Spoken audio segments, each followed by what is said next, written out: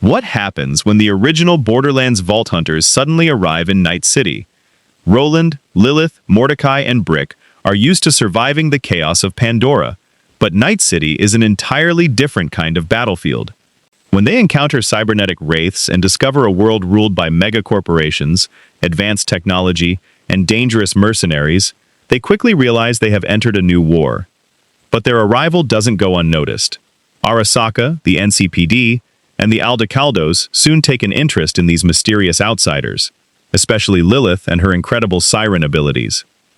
With no clear way home, the Vault Hunters must find allies and survive Night City long enough to discover who controls this strange new world. Can the original Vault Hunters survive Night City, or will this city become their most dangerous vault yet? Let's begin. The sky over Pandora was always a bruised, violent purple, torn open by the jagged silhouettes of Hyperion orbital stations and the shimmering haze of Iridium.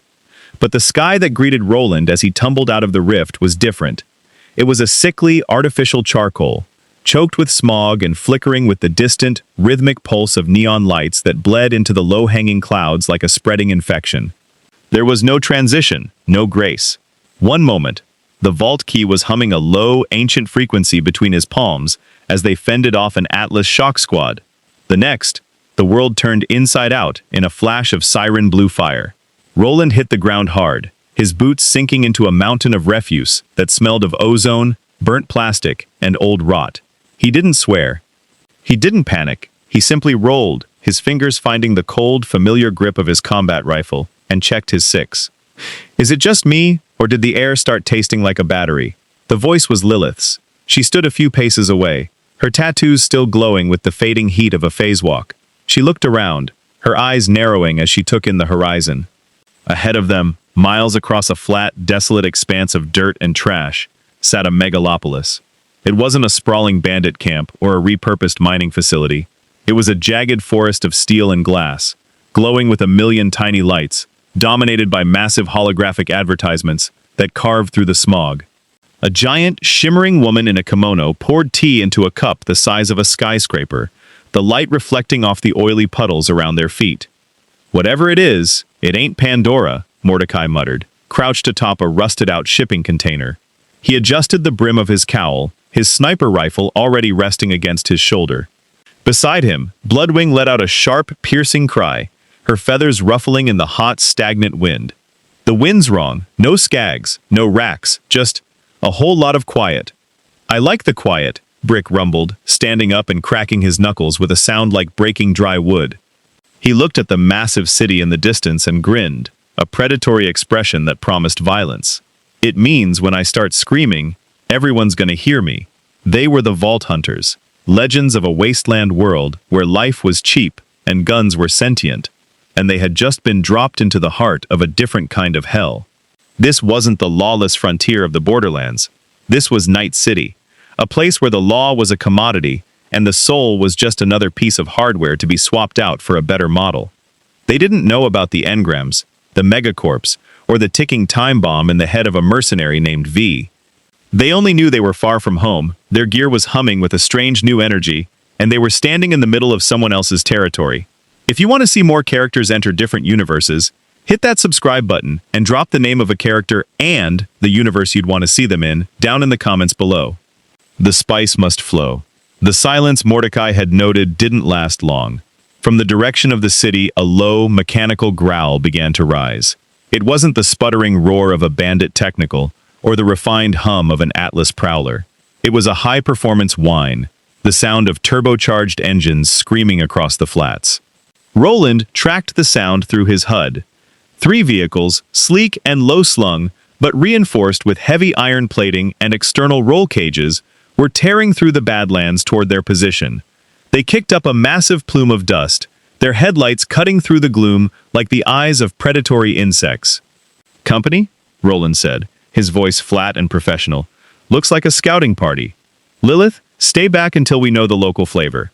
Mordecai, find a high point. Brick, do what you do." "Gladly," Brick grunted. The lead vehicle, a modified Archer Hella, skidded to a halt 20 yards away, kicking a spray of gravel against the trash heap. Half a dozen figures piled out, their movements jerky and fast. These weren't the bloated, muscle-bound psychos of Pandora, or the polished soldiers of the Crimson Lance. These were wraiths, ex-nomads, who had traded their humanity for chrome and malice. Their eyes were glowing red slits of cybernetic optics. Their arms were replaced with jagged blades and integrated submachine guns. They looked at the four strangers, at Roland's military-grade combat suit, at Lilith's glowing skin, and at the strange, oversized weapons they carried, and they didn't see a threat. They saw high-end, uncatalogued salvage. "Look at that chrome," the leader hissed, his voice synthesized and rasping through a metallic larynx. He pointed a shaking, chrome-plated finger at Roland's shield generator. "That ain't Militech, that ain't Arasaka.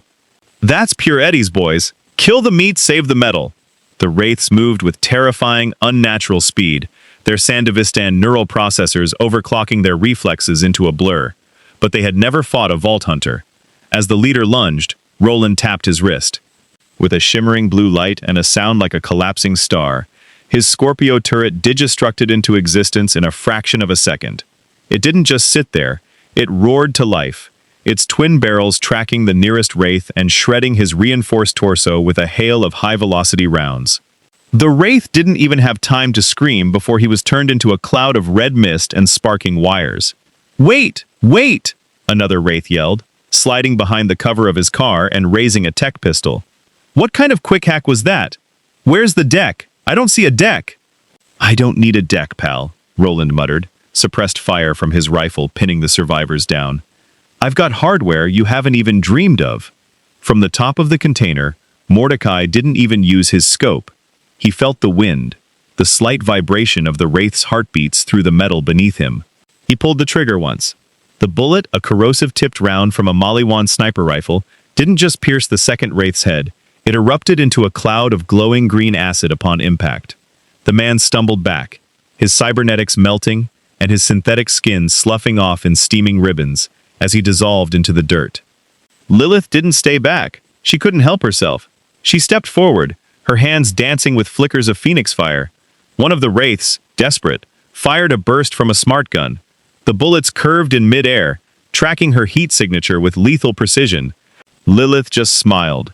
She snapped her fingers, and a shimmering violet bubble, an Anshin-manufactured energy shield, materialized around her.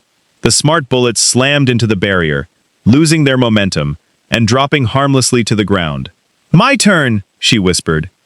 She vanished in a burst of purple light, reappearing directly behind the two wraiths, hiding behind the archer. The sheer pressure of her reappearance, the phase blast, sent a shockwave through the car, shattering its windows and buckling the frame. Before the wraiths could turn, she caught them in a swirl of elemental fire, the heat so intense it began to slag the very asphalt beneath them. Brick didn't use a gun. He waited until the last wraith tried to flee back toward the remaining vehicles. With a roar that echoed off the distant city walls, Brick activated his berserk. His vision turned a bloody, pulsing red as adrenaline flooded his system. He didn't run. He charged. A 300-pound wall of muscle and scar tissue. The wraith fired a shotgun point-blank into Brick's chest, but the berserker's shield absorbed the brunt of it, and the pain only made him laugh. He reached the wraith, grabbed the man by his cybernetic neck, and lifted him off the ground. "Nice arms!" Brick yelled, before ripping the chrome limbs clean out of their sockets and using the man's own metallic hands to beat him into the dirt. In less than a minute, the skirmish was over. The Badlands returned to its heavy, smoggy silence, save for the crackling of the burning archer and the distant, rhythmic hum of Night City. Roland walked over to the wreckage, kicking aside a piece of smoldering cyberware. He looked at the tech, the wires, the jagged neural links, the crude integration of man and machine. "They're half robot," Roland said, frowning. "But the tech is old, clunky. No digistruct signatures, no iridium traces. It's like they're trying to build a claptrap out of meat. Whatever it is, they wanted our gear," Mordecai said, jumping down from the container and whistling for Bloodwing. "And if these guys are the bottom of the food chain, I'm guessing the guys in those big shiny towers are going to be a lot more persistent." Lilith walked to the edge of the ridge, looking out at the sprawling neon labyrinth of Night City. Her tattoos were still glowing, but she felt a strange, nagging tug in her chest. The air was empty. No iridium. No siren hume in the planet's crust. She was a god in a world that didn't have the fuel to sustain her. "We need to move," Lilith said, her voice dropping the playful edge. I can feel it. This place. It's a cage. A big, glowing, electric cage. And we just broke the lock on the front door. As they began to scavenge what they could from the wrecks, a new sound emerged from the dust. A slower, more deliberate rumble. A fleet of heavy-duty trucks, painted in tan and ochre with the emblem of a stylized bird, crested the hill. They weren't attacking. They were watching. Roland raised his rifle, but he didn't fire. He saw a woman standing in the lead truck's turret, her hand on a heavy machine gun, her eyes wide as she looked at the wreckage of the Wraith convoy. She looked at the four strangers who had decimated a specialized hunting pack in seconds without breaking a sweat. "You're not Wraiths," the woman called out, her voice amplified by a loud hailer. "And you're definitely not from around here. I'm Panem Palmer. You just did the Aldecaldos a massive favor, but you also just put a target on your backs the size of the Arasaka Tower." Roland looked at his team, then back at the woman. "We're looking for a way home. You know where we can talk?" Panem looked at the smoldering ruins of the Wraith convoy, then at the glowing siren. "Get in, before the NCPD decides this much noise is worth a flight out here." The Aldecaldo camp was a sprawling fortress of corrugated metal, heavy-duty fabric, and repurposed shipping containers, all huddled together in the shadow of a massive, rusted satellite dish. To Roland, it looked like a cleaner version of Firestone, though the lack of spinning wind turbines and the presence of high-gain antennas suggested a different kind of survival. As Panem's convoy rolled into the center of the camp, the hum of conversation died instantly. Dozens of nomads, men and women with sun-darkened skin and eyes flickering with internal data feeds, stepped out of their tents and trailers. They stared not at the trucks, but at the four individuals riding in the back. Roland hopped down first, his boots thudding against the dry earth. He didn't lower his rifle, keeping it in a relaxed but ready low-ready position. Brick jumped down next, the sheer weight of his frame causing a nearby nomad to flinch. Mordecai remained on the roof of the lead truck, Bloodwing circling overhead, her metallic talons glinting in the pale moonlight. Lilith was the last to descend, her tattoos glowing a soft, rhythmic violet that seemed to pulse in time with the flickering neon of the distant city. "Saul, get out here!" Panem shouted, her voice echoing off the metal walls. "You're not going to believe what I found out by the old trash heaps." A tall, weary-looking man stepped out of a central command trailer. Saul, the leader of this branch of the Aldecaldos, looked like a man who spent every waking hour calculating the cost of water and fuel. His eyes, replaced by high-end Kiroshi optics, scanned the newcomers. They lingered on Roland's shield generator and the strange, blocky aesthetic of their weapons. "Panem, we talked about bringing strays into camp," Saul said, his voice a low gravel. "Especially strays that look like they just robbed a Militech R&D lab." "They didn't rob it, Saul. They are the lab," Panem countered, gesturing wildly toward the smoldering horizon. "They took out a Wraith interceptor pack, 6 of them, in under a minute, without taking a scratch." Saul's gaze sharpened. He turned to Roland. "Who are you people? You're not dressed like mercs, and that tech. It doesn't have a manufacturer signature I recognize. No serials, no corporate branding. You ghosts?" "We're vault hunters," Roland said, his voice level. "And we're not from around here. We're looking for a way back to a place called Pandora. You ever heard of it?" Saul shared a look with a nearby mechanic. "Pandora? Is that some new orbital colony? High Riders? Try another galaxy," Lilith interjected, stepping forward. She winced slightly, rubbing her arm where her tattoos were beginning to dim. The air here felt empty, devoid of the ambient iridium radiation that fueled her soul. To her, Night City wasn't just a dystopia, it was a vacuum. "We had an accident with a translocation device. We just need a direction." Saul sighed, rubbing the bridge of his nose. "Look, I don't care if you fell off the moon or crawled out of a hole in the dirt. In the Badlands, you're either an asset or a liability. Right now, you're a liability that's going to draw Arasaka's eye like a flare in the dark. That tech of yours, show me." Roland hesitated, then nodded to the mechanic who was eyeing his combat rifle. The man, a grizzled nomad named Cassidy, reached out for the weapon. Roland didn't hand it over. Instead, he tapped a button on his gauntlet. With a sharp, digital chirp, the rifle dissolved into a stream of glowing blue pixels, vanishing into thin air. The camp went silent. Cassidy stumbled back, nearly tripping over a fuel crate. Where'd it go?" You got a cloaking field on the gun? No, I didn't see any light distortion. It's digistructed, Roland explained, holding up his empty hand. Molecular storage. The weapon is broken down into a digital blueprint and stored in a hard light buffer. It saves on weight and keeps the gear safe. He tapped the gauntlet again, and the rifle materialized back into his grip with a satisfying mechanical clatter. Molecular storage, Cassidy whispered, his jaw dropping. That's impossible. Even the top-tier Arasaka gear requires physical holsters or cybernetic storage. You're talking about turning matter into data and back again on the fly. You realize what that's worth? You could smuggle an entire army into the heart of Konpeki Plaza in a wristband. On Pandora, it's how we buy our ammo, Mordecai shouted from his perch. And speaking of ammo, you guys got anything that fires 50 caliber corrosive? Or maybe some shock grenades? Saul stepped closer, his skepticism replaced by a cold, mercenary calculation.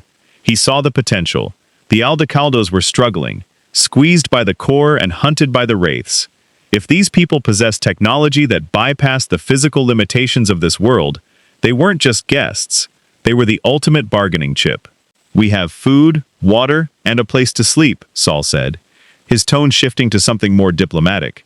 But Night City is a greedy beast. If you want answers about getting home, you're going to need a fixer. Someone who knows the deep net, the black markets, and the corporate secrets. Panem can take you to the afterlife. It's a bar in the city. The Queen of Fixers, Rogue, runs it. If anyone knows about translocation devices or hidden tech, it's her. The afterlife, Lilith murmured, the name tasting like iron on her tongue. Sounds charming. As the hunters began to settle in, the reality of their new environment started to sink in. Roland sat by a communal fire, watching the nomads work on their vehicles. Their technology was primitive compared to Atlas or Hyperion, yet it was strangely intricate. They used wires and cables where Pandora used wireless transmission. They used bulky processors where Roland used compact AI chips. They're obsessed with the chrome, Roland observed as Mordecai joined him, sipping from a flask he'd scavenged from the Wraith convoy.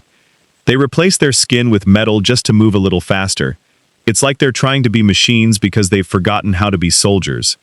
It's a different kind of desperation, Roland, Mordecai said, watching Bloodwing tear into a piece of synthetic meat Panem had provided. On Pandora, we fight for loot and survival. Here, it looks like they're fighting just to keep their brains from being hacked. Did you see that guy over there? His eyes were flickering. Panem said he was scrolling a brain dance. Some kind of digital dream. I don't like it, Brick grunted, sitting on the bumper of a truck that groaned under his weight. I tried to punch a hole in one of their scrap piles earlier. My shield didn't even flare, but the metal felt weird, like it was laced with sensors. Everything in this world is connected to something else. I missed the desert. At least the sand didn't try to upload a virus into my boots. Suddenly, Lilith stood up, her eyes wide. She looked toward the shimmering towers of Night City. The violet glow of her tattoos flared brightly, then hissed into a dull gray. She gasped, clutching her chest. Lilith? What is it? Roland was on his feet instantly, his hand on her shoulder. Something just reached out, she whispered, her voice trembling. Not a person, a signal. It was cold, Roland, colder than the vacuum of space. It didn't use words, but it was looking for me. It felt my phase signature when I used my powers earlier. The net? Mordecai asked, his hand drifting to his rifle. No, Lilith said, her gaze fixed on the tallest spire in the city, the Arasaka headquarters. It's the city itself. It's hungry, and it just realized there's a new kind of fire in its backyard. In the distance, unnoticed by the nomads, a high-altitude drone, sleek, silent, and painted in the matte black of Arasaka's internal security, hovered miles above the camp. Its sensors weren't looking for thermal signatures or radio waves.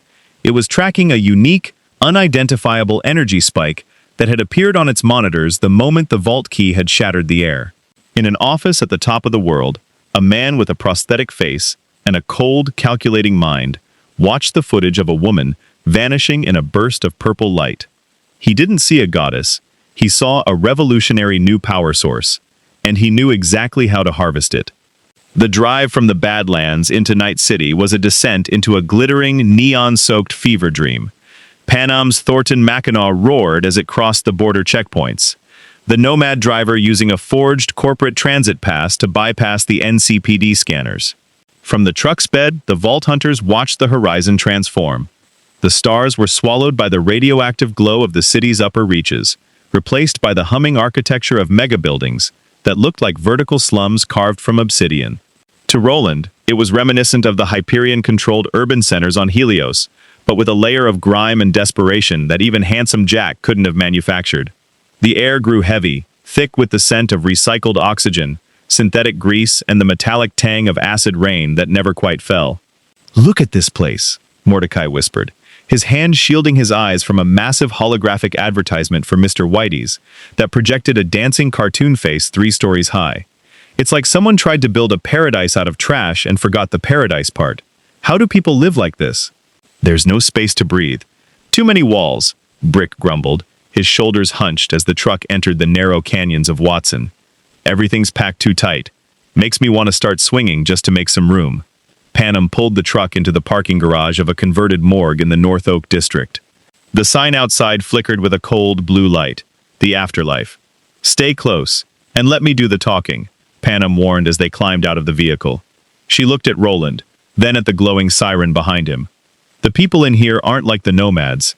They're mercenaries, solos. They'll kill you for your boots if they think they can sell the souls to a ripperdoc. And your gear? It's a dinner bell for every shark in the tank." They entered the club, and the transition was jarring. The silence of the garage was replaced by the thumping bass of chrome rock and the low, predatory hum of 100 private conversations.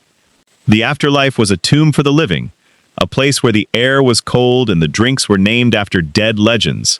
Roland scanned the room, his tactical HUD identifying threats with practiced ease. Most of the patrons were heavily modified: bladed arms, glowing optics, integrated weapon systems. But as the Vault Hunters walked through the main floor, the music seemed to lose its edge. One by one, the solos turned their heads. They didn't see just another squad of mercs. They saw a group that didn't fit the Night City silhouette. Roland's armor was too rugged, Mordecai was too lean and wild, and Lilith moved like she was walking through a world made of glass she was about to shatter. "Is that a bird?" someone whispered as Bloodwing flared her wings, her metallic feathers scraping against a low-hanging pipe. "Check the girl," another hissed, tapping their temple to activate a scanner. "Thermal's off the charts. She's burning at 400 degrees internally, but her skin looks cold. What kind of combat chrome is that?" They reached the back of the club, where a woman sat in a darkened booth, a glass of amber liquid in her hand, and a face that had seen the rise and fall of empires. Rogue Amendiares, the Queen of Fixers, didn't look up as they approached. She didn't have to. Her internal sensors had been tracking their unique energy signatures from the moment they crossed the threshold. "Panem?" Rogue said, her voice like sandpaper on silk. "You usually bring me problems, but this time, you brought me a goddamn miracle. Or a death sentence. I haven't decided which." "They're looking for a way out of the city, Rogue," Panem said, leaning against the booth. "A way home. There, not from here." Rogue finally looked up, her gaze settling on Roland. She didn't see the soldier's gear, she saw the discipline in his eyes. "I know who they are. Or rather, I know what the net is saying about them. Every netrunner from here to Busan is trying to figure out what caused the blue flare in the Badlands. Arasaka's internal memos are screaming about uncatalogued technology.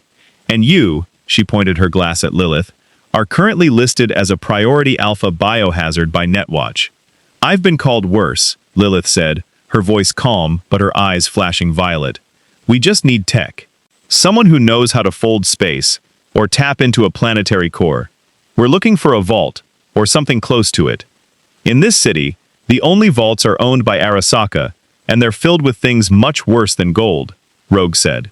She took a slow sip of her drink. "I can help you. I can find the scientists who were working on the Project Oracle teleportation experiments before the Corp shut them down, but it's going to cost you more than eddies. I want to know how that turret of yours works, soldier. My techs say it's not just automated, they say it's constructed from light." Roland stepped forward, but before he could speak, a massive hand slammed onto the table next to them. A solo, a man with a jaw made of chrome and arms as thick as Brick's thighs, stood over them, his eyes glowing with the jagged red of a malfunctioning combat processor. "Hey, Queenie," the solo growled, ignoring the Vault Hunters.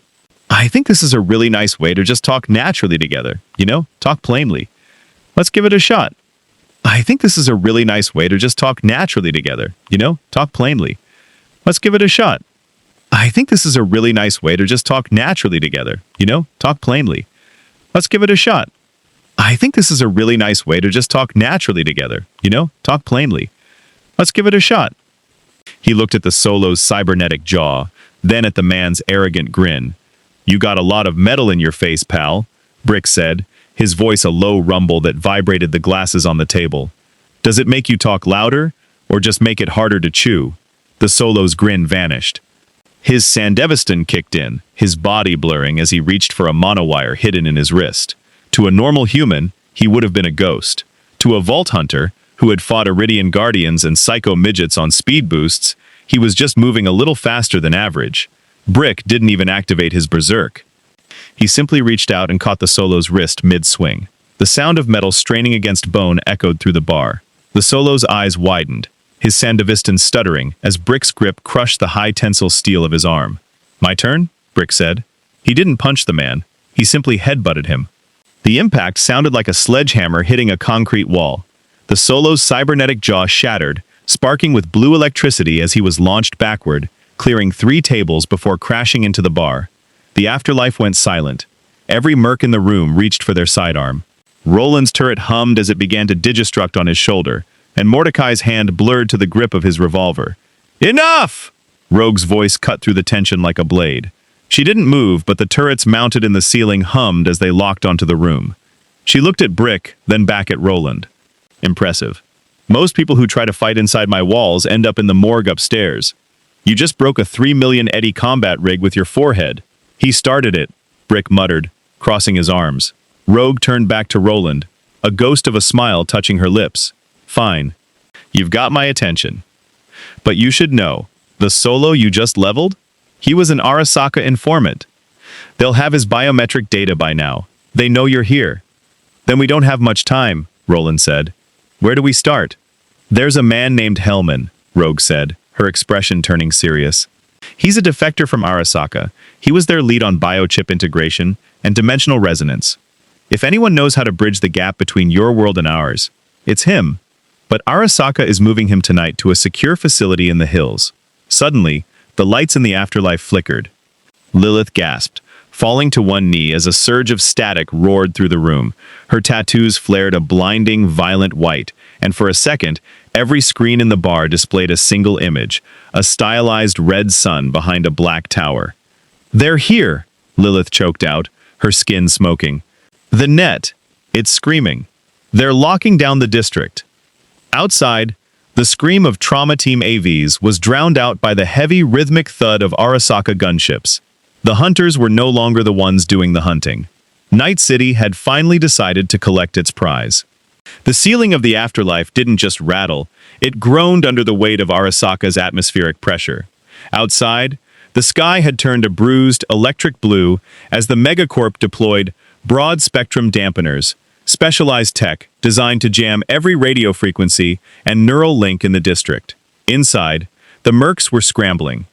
Rogue was already on her feet, tapping a hidden panel on her desk that revealed a cache of high-end Militech ordnance. You 4 need to move, now, Rogue shouted over the rising whine of gunship turbines. If Arasaka takes this club to the ground, they'll bury you in the basement. Take the service elevator to the sublevels.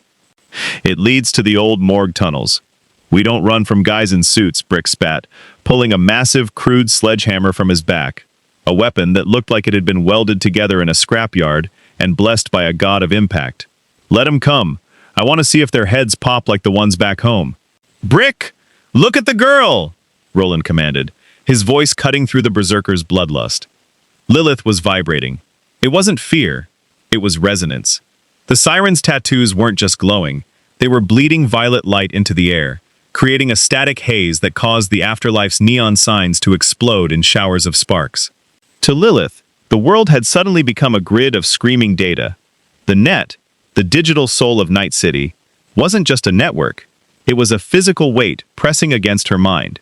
She could feel the black wall, the ancient ice barrier that kept the rogue AIs at bay, shivering in response to her presence. To the net, Lilith wasn't a human. She was an unmapped anomaly, a hole in reality that shouldn't exist. They're trying to hack my skin, Lilith gasped, her eyes entirely violet. I can feel them. 1,000 voices, all trying to find a port. But there's no port, Roland. They're getting frustrated. A blast door at the far end of the club hissed open, and 4 Arasaka Hazard Ops soldiers stormed in. They weren't standard guards. They were clad in full-body thermo-optic camo, their movements silent and synchronized. They carried high-frequency blades and smart SMGs that hummed with lethal intent. "Eyes up!" Mordecai yelled. He didn't even aim his revolver. He let the trespasser bark twice. 2 of the cloaked soldiers were slammed backward, their camo flickering and failing as the heavy-caliber rounds shattered their internal processors. One of them didn't just die. He erupted in a localized shock nova, the transceiver perk on Mordecai's gear causing the man's own cybernetics to chain react.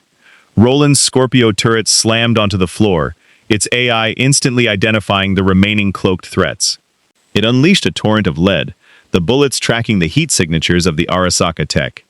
"Lilith, can you phase us out?" I don't know," Lilith groaned, clutching her head. "The air is too thick with data. It's like trying to swim through lead." She reached out, attempting to trigger a phase walk to pull them into the safety of the void. But as she touched the dimensional veil, something slammed back. On the other side of the screen, in a fortified Netwatch substation 3 blocks away, a Tier 1 netrunner named Mosley screamed as his chair arched with purple electricity. "Sir!" an assistant yelled, looking at a monitor that was melting into slag. "We've got a breach. Something just bypassed the ice, the subroutines, and the physical firewalls. It's not a virus. It's a biological signal. Lock it down," Mosley commanded, his eyes rolling back into his head as he dove back into the deep net. "Whatever that girl is, she's tapping into the black wall's frequency. If she breaks through, she'll let every demon in the old net into the city's mainframe. Contain her." In the afterlife, Lilith's attempt to phasewalk went horribly wrong. Instead of vanishing, she became a localized gravitational well. A shockwave of siren energy, pure, unrefined iridium light, blasted outward. It didn't just hit the Arasaka soldiers, it hit the very concept of technology in the room. The lights died. Every cyber eye in the bar went dark. Every neural link was flooded with a blue screen of death that felt like a migraine made of lightning. "Go! Now!" Roland grabbed Lilith, hoisting her over his shoulder. They scrambled into the service elevator just as the doors were pried open by a hulking figure in heavy, blackened plating. Atom Smasher had arrived, but the EMP blast from Lilith had momentarily stalled even his reinforced systems. The elevator plummeted, the screech of metal on metal the only sound in the darkness. They burst out into the old morgue tunnels, the smell of stagnant water and cold concrete hitting them. Outside, the rain had begun, a heavy, acidic downpour that hissed against the pavement. "We need to get her under the city," Mordecai said, checking his HUD, which was slowly rebooting. "The deeper we go, the more the ground will act as a buffer against those Netwatch spooks." "I'm fine," Lilith whispered, sliding off Roland's shoulder. Her tattoos had settled into a dull, angry red. She looked at her hands, which were still trembling. "That wasn't just a jammer, Roland. This city, it has a mind, a cold, digital hive mind. It didn't want to kill me. It wanted to index me. It wanted to turn me into a program." "Not gonna happen," Brick said, punching a hole in a brick wall just to vent his frustration. "I don't like programs. You can't punch a program." "Actually, you can," a new voice echoed from the shadows of the tunnel. The hunters spun around, weapons raised. Standing in the flickering light of a terminal was a man who looked like he had been put together from spare parts and bad luck. He wore a faded leather jacket and had a shock of messy hair, but it was his eyes that caught them. They were a deep, haunting blue, flickering with lines of code. "Who the hell are you?" Roland asked, his finger tightening on the trigger. "Names don't matter much down here," the man said, stepping forward. He looked at Lilith with a mixture of awe and terror. "But the people who sent me call me V, and I think we have a mutual friend in Rogue. She said you were looking for Hellman." "You're the merc," Mordecai noted, lowering his rifle slightly. "The one with the bomb in his head." V flinched. A flicker of a ghost. A tall man with a silver arm, appearing for a split second beside him before vanishing. News travels fast. "Look, Arasaka didn't just send a squad. They've put a soul killer warrant on your heads. They don't want your bodies. They want your consciousness. Especially yours, Sparky, he said, gesturing to Lilith.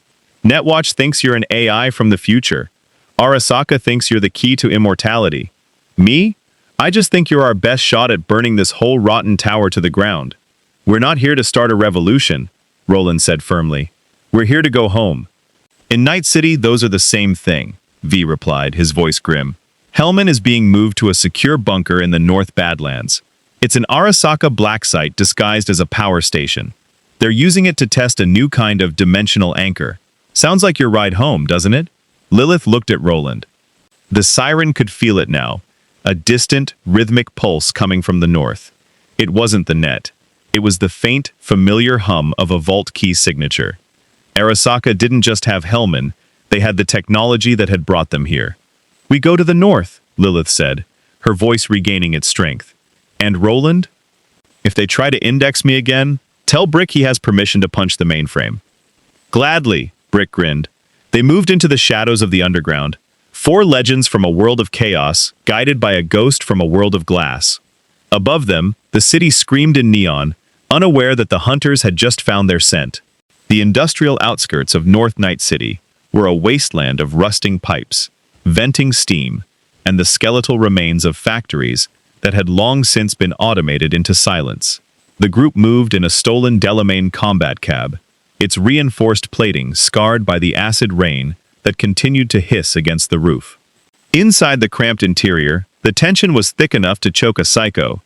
Roland sat in the front passenger seat, his eyes fixed on the scanner V had provided, while Mordecai and Brick were crammed into the back with V. Lilith sat in the middle, her head resting against the window, her tattoos flickering with a sickly, rhythmic dimness. You're fading, Sparky, V noted, his cybernetic eyes tracking the fluctuating light on her skin.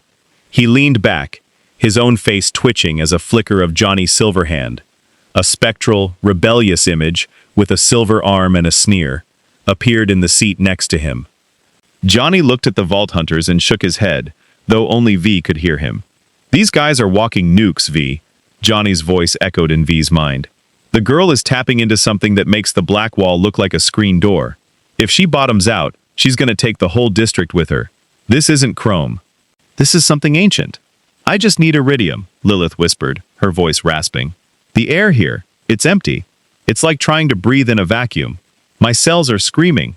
Iridium doesn't exist here, V said, checking a map on his palm. But this dimensional anchor Arasaka is playing with, it's drawing power from somewhere. My contact says they're using a refined isotope of exotic matter, something they pulled out of a crash site in the Antarctic 10 years ago. They call it blue chrome. It has the same resonance frequency as your energy signature. Then that's our iridium, Roland said, his voice firm. How far to the black site? 6 miles, V replied. But we've got a problem. Kang Tao just caught wind of the afterlife fallout. They've deployed a heavy intercept team. They don't want to capture you. They want to salvage you. In their eyes, you're just unpatented IP walking around in meat suits. As if on cue, the Delamain's AI chirped a warning. Threat detected. High-velocity projectile incoming. The world exploded. A Kang Tao smart missile slammed into the rear axle of the cab, sending the vehicle into a violent spin. The Delamain's anti-gravity stabilizers screamed as they fought to keep the car upright, but the force of the impact was too much. The cab flipped twice, skidding across the oil-slicked asphalt, before slamming into a concrete pylon beneath an overpass. Roland was the first out, kicking the door off its hinges before the smoke could even settle. He hit the ground rolling, his combat rifle already barking as he identified the attackers. From the shadows of the nearby warehouses, Kang Taozo soldiers emerged. They were armored in sleek, white and gold plating, their smart rifles firing rounds that curved through the air to find the gaps in Roland's shield. Mordecai, high ground, Roland barked. The hunter didn't need to be told twice. He vaulted over the wreckage of the cab, his boots catching the edge of a fire escape as he hauled himself upward with unnatural agility. Bloodwing took to the air, her metallic screech drowned out by the roar of Kang Tao gunships descending from the smog. Brick! Clear the perimeter! Brick didn't use a door. He punched his way out of the side of the cab, his face a mask of pure, unadulterated joy. Finally, something to hit. He didn't wait for the soldiers to reach him. He charged, a 300-pound juggernaut of muscle and scar tissue. A Kang Tao soldier raised a riot shield, but Brick didn't stop. He lowered his shoulder and slammed into the shield with the force of a freight train. The high tensile alloy buckled, and the soldier behind it was crushed instantly. Brick grabbed the man's discarded smart gun, looked at it for a second, and then crumpled it into a ball of scrap metal. Weak. Use your hands! In the middle of the chaos, Lilith stumbled out of the wreck, supported by V. She looked at the Kang Tao soldiers, her vision swimming. Her tattoos flared once, then died. She tried to raise her hand to trigger a phase blast, but all she managed was a shower of sparks that singed her own palm. "I can't," she choked out. "V! Get her to the warehouse!" Roland yelled, pinning down a squad of snipers with his turret. "There's a power relay in there. If you can bridge her neural link to the city's grid, maybe she can draw enough juice to stabilize." V nodded, hoisting Lilith over his shoulder and sprinting toward the massive corrugated steel doors of a nearby Kang Tao shipping hub. Inside, the warehouse was filled with rows of long-range power cells, massive, glowing canisters of refined energy intended for orbital transport. "Johnny, help me out here," V muttered, his fingers blurring across a terminal near the cells. "How do we patch a siren into a corporate power grid?" "You don't patch her in, kid," Johnny's ghost said, standing over a terminal. "You let her eat. Break the limiters on the cells. If she's as hungry as she looks, she'll do the rest." Outside, the battle was reaching a fever pitch. Roland's shield was flickering under the constant barrage of smart rounds. Mordecai was picking off officers from the rooftops, but the Kang Tao forces were endless, their subdermal armor making them much harder to kill than the Wraiths. "Roland!" "We're getting flanked," Mordecai shouted, his voice cracking over the comms. "They're bringing in a basilisk hover tank." The ground shook as a massive, low-slung armored vehicle crested the hill. Its twin railguns hummed with a terrifying, high-pitched whine. Roland looked at the tank, then back at the warehouse. He was out of grenades, and his turret was overheating. "Hold the line," Roland commanded, though even he knew the odds were turning. Suddenly, the warehouse doors didn't just open, they vanished. A pillar of violet fire erupted from the building, reaching 300 feet into the charcoal sky. The air didn't just vibrate, it hummed with a frequency that made the teeth of every soldier in the area ache. Lilith stepped out of the flames. She wasn't the pale, fading woman she had been minutes ago. Her skin was a brilliant, translucent violet, her tattoos glowing with a light that hurt to look at. She wasn't touching the ground. She was hovering a few inches above the asphalt, the very air around her distorting in a localized gravity well. She had consumed the power of 20 orbital cells, and she wasn't just a siren anymore. She was a conduit for the city's stolen lightning. "You wanted to salvage me?" Lilith's voice echoed, sounding like a chorus of 1,000 overlapping whispers.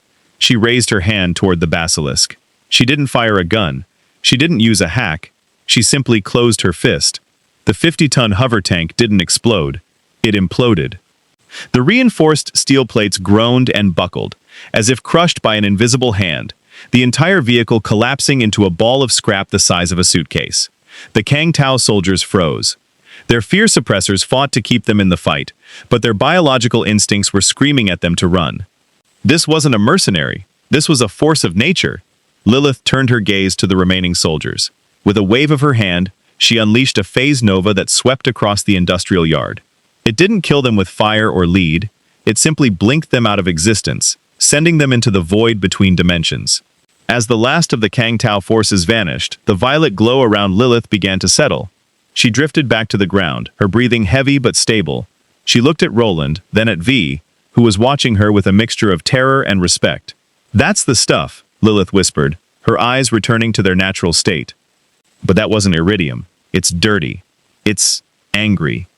I can feel the city's memories in it. Every soul Arasaka has ever crushed, every debt unpaid. It's all in the grid." "We got what we needed," Roland said, checking his rifle. "V, the black site is right over that ridge, isn't it?" V nodded, wiping sweat from his brow. "Yeah, but after that display, Arasaka isn't just going to send soldiers. They're going to send everything. We just told the whole world exactly where we are." "Good," Brick said, picking up a stray Kang Tao helmet and crushing it with one hand. I was getting tired of hunting. It's time to start the raid. The Vault Hunters stood together in the ruins of the industrial yard, the neon lights of Night City reflecting off their blood-stained gear. They were no longer just survivors in a strange land. They were the most dangerous variables in the history of the corporate war. The safe house was a hollowed-out concrete shell, once part of a failed reclamation project on the border of Watson and the North Badlands. It smelled of wet stone and the ozone lingering on Lilith's skin. Roland stood over a holographic map V had projected onto a rusted oil drum. The Arasaka Black Site, officially listed as Electrical Substation 09, was a fortress. It was ringed with automated turrets, cloaked snipers, and a dedicated rapid response team of Yamada drones. More importantly, it sat atop the city's primary power arterial, meaning any frontal assault would bring the full weight of the Arasaka military-industrial complex down on their heads within minutes. "We can't kick the door in," V said, his image flickering as Johnny Silverhand paced behind him, leaning against a wall of graffiti. "Smasher is probably already on his way there. Arasaka isn't just defending a site. They're defending their best chance at understanding what you four are. If we move now, we're walking into a slaughterhouse." "Then we don't move against the site," Roland said, his voice dropping into the low, rhythmic cadence of a Crimson Lance commander. He looked at Mordecai and Brick. "We move against the city. Standard disruption protocol. If the enemy is focused on a single point, you give them 100 other points to worry about." "You're talking about starting a riot?" V asked, his eyebrows shooting up. "In Watson? The NCPD would lock down the district in seconds." "Not a riot," Roland corrected. "A war. V, you said the local gangs, Maelstrom and the Valentinos, have been in a cold war over the shipping docks for months. We're going to turn that cold war white hot. While Arasaka is busy playing peacekeeper to prevent a total economic shutdown of the port, we slip into the substation." "I like this plan," Brick rumbled, hefting a freshly scavenged Carnage shotgun. "Who do I get to talk to? I want the guys with the weird faces."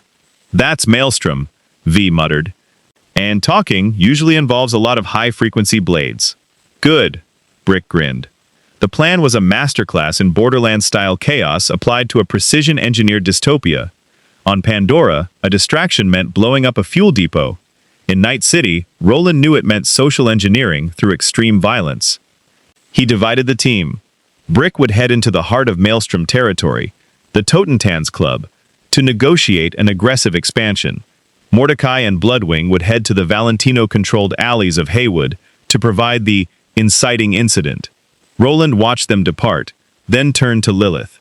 She was sitting in the corner, her skin still humming with the stolen Kang Tao energy. She looked stronger, but there was a darkness in her eyes that hadn't been there on Pandora. "How are you holding up?" Roland asked. "The energy—" "It's not clean, Roland," she whispered. "It's filled with voices. It's like the city's grid is a graveyard. Every time I use it, I feel the city trying to map me. It knows I'm here. It's not just Arasaka. It's the net itself. It's like a living thing, and it's curious." "Stay focused," Roland said, though he felt a pang of worry. "We get the anchor, we get the vault key, and we get out of this neon coffin." Across the district, the disruption began. Brick arrived at the Totentans with the subtlety of a meteor strike. He didn't use the front door. He walked through the wall of a neighboring warehouse, surprising a group of Maelstrom gangers who were mid-ritual, installing illegal optic rigs into a terrified initiate. These men were the closest thing Night City had to psychos, obsessed with the machine, devoid of empathy, and prone to explosive outbursts. "Hey, scrap heaps!" Brick roared, his voice drowning out the industrial techno blaring from the club's speakers. "Your boss! I want him!" A Maelstrom Royce lookalike, his face a mess of glowing red sensors and exposed wiring, hissed and lunged with a set of mantis blades. Brick didn't flinch. He caught the blades in his bare hands, the high-tensile steel screeching against his siren-enhanced shield. With a twist of his torso, Brick snapped the blades like toothpicks and headbutted the ganger so hard the man's optic sensors sprayed glass across the floor. "Listen up!" Brick yelled to the stunned room.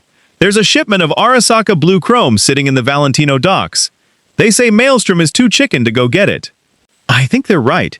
You guys look like you're made of recycled toasters." It was the ultimate insult to a cult of transhumanists. Within minutes, the Totentans emptied. a horde of chrome-maddened gangers screaming for Valentino blood, led by a 300-pound giant who promised them the loot of a lifetime. Meanwhile, in Haywood, Mordecai sat atop a cathedral spire, his eyes pressed to the scope of a Jackal sniper rifle. Below, a Valentino funeral procession was moving through the street, a somber affair of gold-plated cars and mourning families. It was a powder keg of grief and pride. "Easy, Bloodwing," Mordecai whispered as the bird shifted on his shoulder. He tracked a Maelstrom scout who had been tipped off by V's contacts. The scout was perched on a balcony, ready to hurl a grenade into the procession to spark a feud. Mordecai didn't wait for the scout to act. He fired once. The bullet didn't hit the scout. It hit the grenade in the man's hand. The resulting explosion looked exactly like a pre-planned Maelstrom hit. The Valentinos didn't hesitate. They drew gold-etched pistols and submachine guns, opening fire on every chrome-heavy figure in sight. "Chaos is served," Mordecai muttered, signaling Bloodwing to begin her strafing runs. The bird descended like a vengeful spirit, her metallic talons slicing through the neural links of gangers on both sides, making the conflict look even more erratic and violent. By midnight, Watson was burning. The NCPD scanners were overwhelmed with code-red gang war alerts. The docks were a war zone of gold plating and red sensors. As predicted, Arasaka's rapid response teams were forced to divert. 3 gunships peeled away from the electrical substation 09 black site to protect corporate interests at the waterfront. Roland, V, and Lilith watched the movement from a distance. The perimeter at the black site had thinned. The broad-spectrum dampeners were still active, but the human element, the soldiers who made the decisions, was distracted. "Now," Roland said, checking his rifle's ammo count. "V, you handle the security codes. Lilith, you're the heavy ordnance. We're in, we get the anchor, and we leave this city to its own mess." "You're a terrifying man, Roland," V said, his voice a mix of admiration and genuine fear. "You just burned half a district to save a few minutes on a breach." "I've seen entire planets burn for less," Roland replied, his eyes cold as he looked at the Arasaka Tower in the distance. "In my world, the good guys are the ones who survive. Let's move." They descended the ridge, moving through the shadows toward the black site. The air was thick with the sound of distant sirens and explosions, the music of a city tearing itself apart. The Vault Hunters were finally doing what they did best, turning a stalemate into a slaughter. The silence of electrical substation 09 was a lie, a manufactured quiet held together by high tensile fences and the soft, predatory hum of Arasaka's internal cooling systems. While the rest of Watson was a cacophony of gunfire and screaming tires, the black site felt like a tomb waiting for its residents. Roland crouched in the shadow of a massive transformer, his HUD highlighting the sweeping red cones of automated turret sensors. Beside him, V was jacked into a maintenance port, his eyes rolled back, flickering with lines of golden code. "The ice here is different," V whispered, his voice sounding hollow. "It's not just Arasaka software. It's layered with something else. It's dense, Roland. Like they're trying to keep something in as much as they're keeping us out. Give me 30 seconds to loop the camera feed."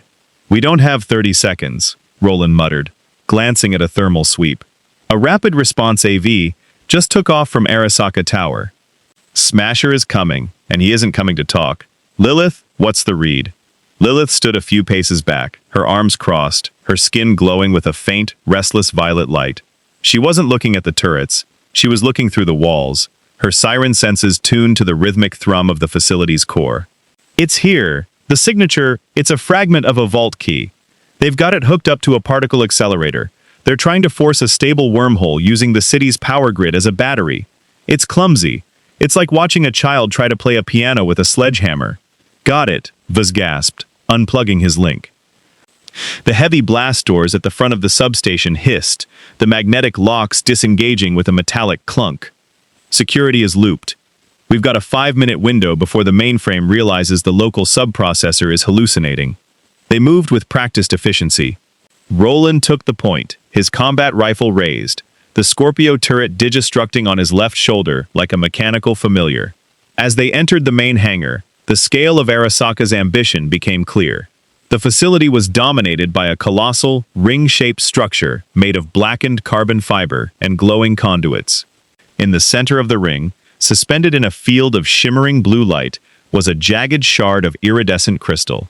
It was unmistakably iridian, a piece of the very key that had brought them here, vibrating with a frequency that made Roland's teeth hum. "That's it," Lilith said, her voice filled with a mixture of longing and dread. "The anchor. And there's the welcoming committee," Roland added. From the catwalks above, 6 Arasaka Kenshin elites dropped down. They weren't standard guards. They were the Red Sun unit, soldiers who had sacrificed almost all of their biological components for experimental combat cyberware. They didn't move like humans, they moved like glitches in the air, their Sandavistans accelerating them into a blur of chrome and steel. "V, get to the terminal! Shut down the containment field!" Roland commanded. The Scorpio turret roared to life, its twin barrels spitting lead at the blurring shapes of the Red Sun elites. Roland didn't try to track them with his eyes. He trusted the turret's predictive AI. One of the soldiers lunged at Roland with a thermal katana, the blade glowing a lethal orange. Roland didn't dodge. He slammed his rifle's butt into the soldier's chest, the impact muffled by his energy shield. The soldier rebounded, but before he could strike again, the Scorpio turret caught him in midair, shredding his reinforced torso and sending sparks flying across the floor. "I can't shut it down!" V yelled from the terminal, his fingers dancing across the keys. "The containment field is hardwired into the city's heart. If I cut the power, the feedback loop will level 3 city blocks." "Then don't cut it," Lilith said, stepping toward the glowing ring. "Bridge it." "Lilith, no," Roland warned. "You're already redlining on that Kang Tao juice. If you touch that key fragment, you'll become the bridge."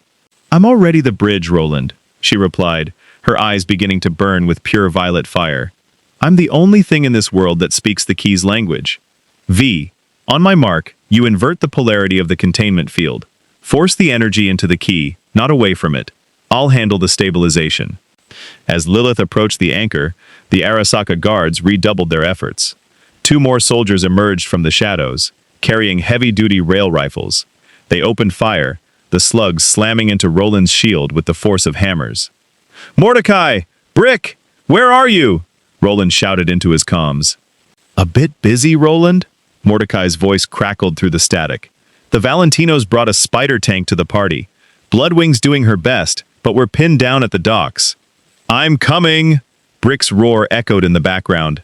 "I just need to finish eating this guy's arm," Roland grimaced. They were on their own. He threw a longbow grenade, a Torg-manufactured explosive that didn't just fly, it teleported. The grenade vanished from his hand and reappeared directly between the 2 rail rifle snipers. The explosion was a violent burst of shrapnel and flame, clearing the catwalks in a single stroke. Lilith reached the edge of the containment field. The blue light lashed out at her, arcing across her skin like liquid lightning. She didn't flinch. She reached into the field, her hand disappearing into the shimmering distortion. "V, now!" V slammed his palm onto the enter key. The facility groaned. The massive turbines beneath their feet began to scream as the city's power was diverted, the lights of Watson flickering, and then dying as the energy was sucked into the substation. The iridian shard in the center of the ring began to pulse, its iridescent surface turning a brilliant, blinding white. Lilith gasped, her body arching as she absorbed the raw, unfiltered energy of the city's grid. She wasn't just stabilizing the key, she was becoming a living lens for it. The air in the room began to fold, the edges of reality blurring into the purple haze of the Borderlands. "It's working," V whispered, his face illuminated by the siren light. "The coordinates, they're locking. I can see the rift. It's opening." But as the portal began to form, a shadow fell over the hangar. The heavy roof of the substation didn't just collapse, it was torn open.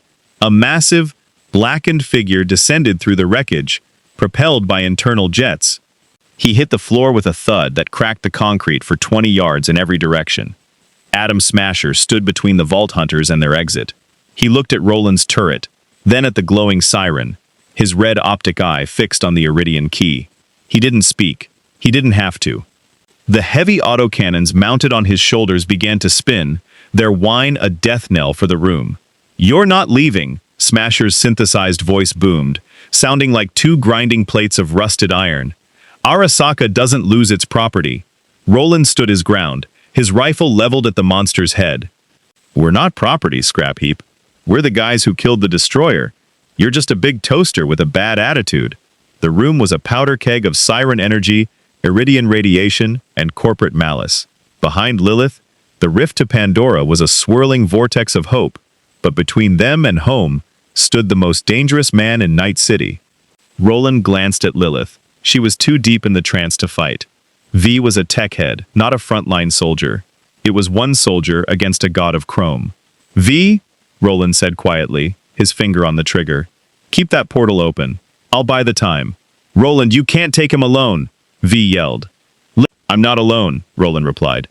From the distance, the sound of a familiar, high-pitched screech tore through the air. Bloodwing had arrived, and following close behind was the sound of a 300-pound man laughing as he crashed through the front gates. The raid wasn't over. It was just getting started. Atom Smasher was not a man. He was an industrial-grade statement of corporate supremacy.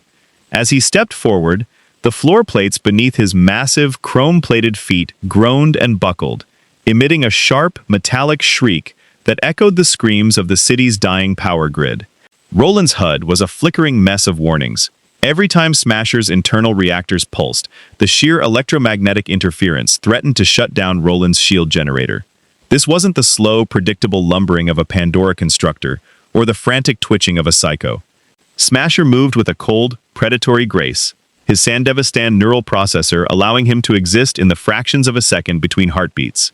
"V, keep your eyes on that terminal," Roland roared, his voice barely audible over the rising whine of the Iridian anchor. Roland didn't wait for Smasher to make the first move. He dropped into a combat crouch and triggered the Scorpio turret's overdrive. The mechanical turret, mounted on his shoulder, spun its barrels until they were a blur of steel, unleashing a sustained stream of armor-piercing rounds. Smasher didn't even flinch. He raised one blackened arm, a heavy-duty kinetic shield shimmering into existence. The bullets hammered against the barrier, sparking and ricocheting across the hangar, but they didn't penetrate. "Rudimentary," Smasher's voice rumbled, the sound vibrating in Roland's very marrow. "You carry the technology of a god, and you use it to throw lead. Wasteful," Smasher's shoulder-mounted missile pod hissed. 3 miniature rockets, guided by a sophisticated thermal imaging suite, spiraled toward Roland. Roland didn't run. He couldn't, not without leaving Lilith exposed. He tapped his wrist, deploying a saber barrier, a hard light wall he'd scavenged from an old Crimson Lance supply drop. The rockets slammed into the barrier, the explosion rocking the entire substation and filling the air with the acrid stench of cordite and burning insulation. "Mordecai, now!" Roland signaled. From a high-angle ventilation duct in the ceiling, a single, high-velocity round tore through the smoke. Mordecai didn't aim for Smasher's chest. He aimed for the hydraulic actuator in the monster's left knee. The bullet, a custom-loaded trespasser round, didn't just hit the armor, it bypassed the kinetic shield entirely, a quirk of Iridian-tuned ballistics that Night City's sensors didn't know how to track. The joint erupted in a shower of sparks and synthetic fluid. Smasher's leg buckled, his massive frame tilting for a fraction of a second. "Got him!" Mordecai's voice crackled over the comms as Bloodwing plummeted from the rafters. The bird wasn't just a scout anymore. She had been outfitted with a series of shock talons, provided by the Aldecaldos. She dived toward Smasher's head, her wings flaring as she unleashed a localized EMP pulse directly into his optic sensors. Smasher let out a sound that might have been a growl or a mechanical glitch. He swiped at the air, his fingers, each one a sharpened steel blade, missing Bloodwing by a hair's breadth. Pests. My turn. The sound of the front blast doors being torn off their hinges was followed by the unmistakable roar of Brick. The Berserker didn't use a gun. He didn't use a strategy. He launched himself from the top of a fallen transformer, his body a literal projectile. He slammed into Smasher's side with the force of a tectonic shift. The two giants tumbled across the floor, a tangle of scarred meat and blackened chrome. Brick's fists, reinforced by the siren energy still saturating the room, hammered against Smasher's faceplate. Each blow sounded like a gong being struck by a sledgehammer. "Who's the meat slab now, Toaster?" Smasher gripped Brick's throat, his servos whining as he fought to crush the Berserker's windpipe. But Brick's shield, a high-end pangolin model, was feeding off the excess radiation from the anchor, creating a feedback loop that made him nearly impossible to crush. They were locked in a stalemate of pure, unadulterated strength, the ground beneath them shattering as they wrestled. While the Titans fought, the facility was coming apart. Lilith was no longer just standing. She was the epicenter of a localized storm. Her hair drifted upward, glowing with a fierce violet light, and the air around her was thick with phase sparks. The iridian shard in the center of the ring was no longer iridescent. It was white-hot, its energy carving channels through the concrete floor. "Roland, the rift is destabilizing!" V yelled, his face pale as he stared at the monitors. "The city's power grid is starting to feedback. If we don't jump soon, the whole substation is going to turn into a mini-sun. We're not leaving without everyone!" Roland shouted, firing a burst from his rifle into Smasher's exposed back. Smasher, sensing the imminent destruction, activated his internal berserk module. His movements became a blur. He threw Brick off him with a burst of kinetic energy, the berserker crashing into a row of coolant pipes. Smasher turned toward the anchor, his sensors finally realizing the true value of the Iridian key. He didn't want to kill them anymore. He wanted the key. If Arasaka could control a stable wormhole, they wouldn't just rule Night City, they would rule reality. "The girl," Smasher hissed, his voice distorted by the EMP damage. "She is the conduit. Eliminate the conduit. Secure the asset." He raised his arm, his forearm shifting and unfolding to reveal a heavy-duty rail cannon. The weapon began to glow with a terrifying electric blue light as it charged. He aimed it directly at Lilith's back. "Lilith!" Roland screamed. He knew he couldn't reach her in time. He couldn't block a rail cannon shot with his shield. In that moment, V made a choice. He didn't have a shield. He didn't have siren powers. But he had the relic. He felt Johnny Silverhand's presence surge within him. A desperate, rebellious energy that hungered for one last fight against the corporate machine. "Do it, V!" Johnny's voice roared in his mind. "Burn the sky!" V didn't fire a gun. He breached. He opened his mind to the black wall, the barrier that held back the rogue AIs of the old net. Using Lilith's presence as a lightning rod, he channeled a system collapse hack directly into Smasher's wireless receiver. It was a suicide move. The data backlash would fry V's brain, but it would also flood Smasher's systems with a billion lines of corrupted sentient code. Smasher's rail cannon fired, but the shot went wild, the slug tearing through the roof and into the sky, as his arm jerked uncontrollably. The monster fell to his knees, his red optic eye flickering as he fought a digital war inside his own skull. "Go!" V gasped, blood pouring from his nose and ears. "The portal! It's open! Move!" The ring was now a swirling vortex of violet and blue, the air on the other side smelling of dry sand and ozone, the scent of Pandora. Roland grabbed Lilith, whose eyes were finally starting to clear as the anchor's energy peaked. "Brick! Mordecai! Into the rift!" Roland commanded. Mordecai scooped up a dazed Bloodwing and sprinted toward the light. Brick, shaking the dust off his shoulders, grabbed V by the collar of his jacket. "You're coming too, kid. You got balls for a guy with no muscles." "Wait!" Lilith yelled, her voice echoing with the power of the vault. "The anchor! If we leave it here, Arasaka will find a way to follow us." She reached out, her fingers brushing the glowing shard. With a final, agonizing surge of power, she didn't just take the shard, she absorbed it. The anchor vanished into her skin, and for a split second, Lilith wasn't a woman, she was a star. The shockwave of her transformation leveled the hangar. Smasher was sent tumbling into the darkness, his systems completely offline.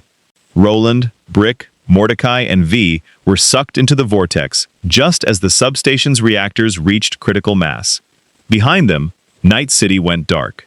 For 5 full seconds, every light, every neon sign, and every neural link in the city failed as the blue flare reached its zenith.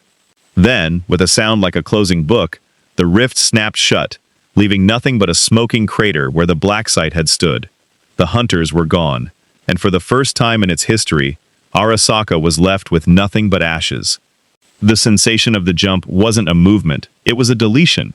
For an agonizing heartbeat, Roland felt his molecules stripped away and converted into the same raw, blue pixel data that fueled his turret. There was no sound in the void, only the screaming resonance of Lilith's voice. Not her physical voice, but a psychic reverberation that tasted like ozone and digital static. He saw fragments of 2 worlds colliding in the slipstream. the jagged, neon-lit spires of Arasaka Tower overlapping with the bleached, sun-scorched dunes of the dust. Then, the universe slammed back into focus with the force of a physical blow. Roland hit the ground hard, his boots sinking into the fine, abrasive sand of Pandora. The air was dry, hot, and smelled gloriously of dust, gunpowder, and rotting skag meat. Above, the sky was a brilliant bruised purple, dominated by the massive, H-shaped silhouette of the Hyperion moonbase. They were home. But as Roland scrambled to his feet, he realized the home they had returned to was already beginning to warp under the influence of what they had brought back. Brick, talk to me, Roland shouted, his hand instinctively flying to his combat rifle. A few yards away, a massive crater had been carved into the sand. Brick was hauling himself out of the pit, his clothes scorched and his shield generator smoking. He was still clutching V by the jacket, the mercenary looking more dead than alive. V's eyes were rolling back, his skin pale as snow, and his cybernetic optics were flickering with a terrifying, rhythmic red light. Kid's not doing good, Roland, Brick grunted, spitting a mouthful of blood and sand. He's shaking like a claptrap in a magnet storm. Mordecai landed nearby, Bloodwing circling overhead with an anxious cry. The hunter looked around, his rifle raised, but his eyes were fixed on Lilith. She stood at the center of the landing zone, but she wasn't the Lilith they knew. She was suspended 6 feet off the ground, her body encased in a shimmering, unstable lattice of violet iridium fire and jagged, gold-colored lines of Night City code. The iridium anchor she had absorbed wasn't just a power source. It was a gateway. "Lilith, let it go," Roland commanded, stepping toward her. "I can't," she whispered, her voice sounding like 1,000 distorted radio signals overlapping at once. "The net! It followed us, Roland." "It's using the anchor as a bridge. It's not just data anymore. It's trying to manifest." The air around Lilith began to glitch. Reality itself seemed to stutter, like a corrupted brain dance. The sand beneath her feet didn't just blow in the wind, it turned into streams of glowing green voxels. A terrifying sound, a high-pitched, digital scream, echoed across the desert. From the void Lilith was holding open, a shape began to coalesce. It wasn't human, and it wasn't a machine. It was a reconstruction.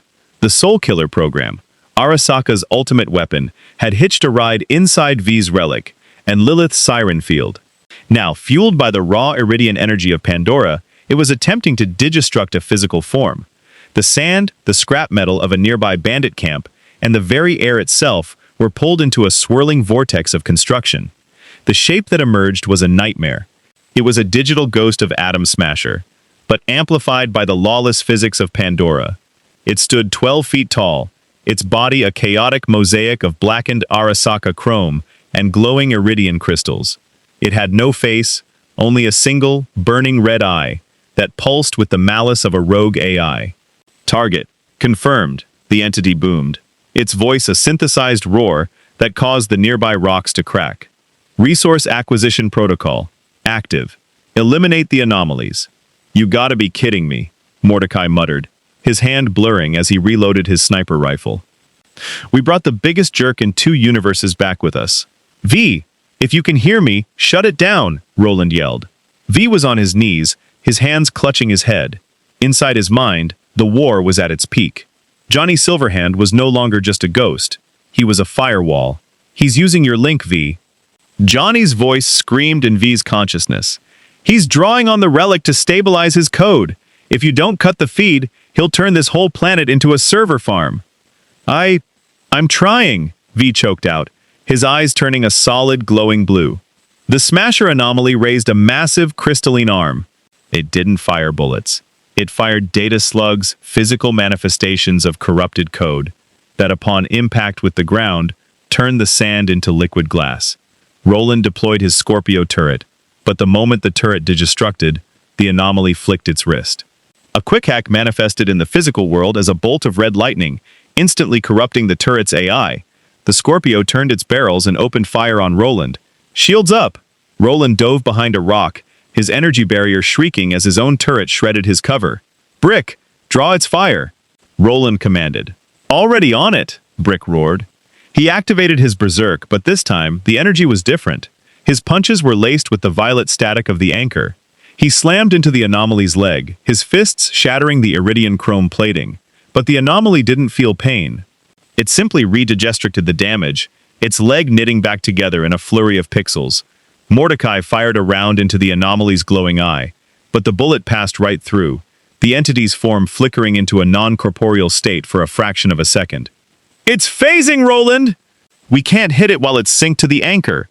Lilith screamed, her body arching as the anchor's power reached a terrifying peak. It's too much. I'm losing the connection." Roland looked at the anomaly, then at V, then at the glowing siren. He realized the truth. The Smasher anomaly wasn't just a monster, it was a tether. As long as it existed, the bridge between Night City and Pandora remained open. Arasaka's influence would continue to bleed through, turning the wild frontier of the Borderlands into a sterile, corporate-controlled simulation. "V!" Roland shouted, running through the hail of fire toward the mercenary. He grabbed V by the shoulders, shaking him. "You're a netrunner. This thing is code. You don't fight it with guns, you fight it with a breach." V looked up, blood streaming from his eyes. I don't have a deck, Roland. My cyberware is fried." "You don't need a deck. Use Lilith." Roland pointed toward the siren. "She's the processor, you're the programmer. Bridge the link and burn the system." V's gaze cleared for a second. He saw the logic. On Pandora, magic and science were the same thing. He looked at Lilith, her violet light reflecting in his optics. He reached out his hand, his fingers trembling. "Lilith, catch!" V didn't throw a grenade. He projected his own consciousness and the digital ghost of Johnny Silverhand directly into Lilith's siren field. It was a desperate three-way neural bridge. The siren provided the power, the mercenary provided the access, and the rocker boy provided the rage. The effect was instantaneous. The violet fire around Lilith turned a sharp, electric gold. The Smasher anomaly froze, its red eye flickering wildly as it felt a system reset command being issued, not from a computer, but from the very air it was made of. "Error," the anomaly rasped. "Unauthorized access." "Sovereignty breach." "Yeah, well, Arasaka's out of business today," V's voice echoed through Lilith's lips. The gold and violet light exploded outward in a massive phase breach. It didn't just hit the anomaly, it purged the reality around them. The digital voxels turned back into sand. The corrupted Scorpio turret dissolved into scrap. And the Smasher anomaly didn't just die. It was deleted. Its code was shredded and scattered into the atmosphere of Pandora, where the planet's own chaotic energy absorbed it like a virus, being neutralized by an immune system. The shockwave knocked everyone to the ground. The silence that followed was heavy, broken only by the distant, familiar howl of a rack and the cooling hiss of metal. Lilith drifted slowly back to the sand, her skin pale, the anchor's glow finally extinguished. Roland sat up, coughing out dust. He looked at his team. They were battered, their gear was ruined, and they were standing in the middle of a desert with a man who had a ghost in his head and a girl who had just eaten a piece of a god. They were home. But as Roland looked at the horizon, he saw a flickering holographic billboard, a ghost of Night City, momentarily appear against the Pandoran sky before vanishing. The bridge was closed, but the two worlds had touched, and Pandora would never be the same.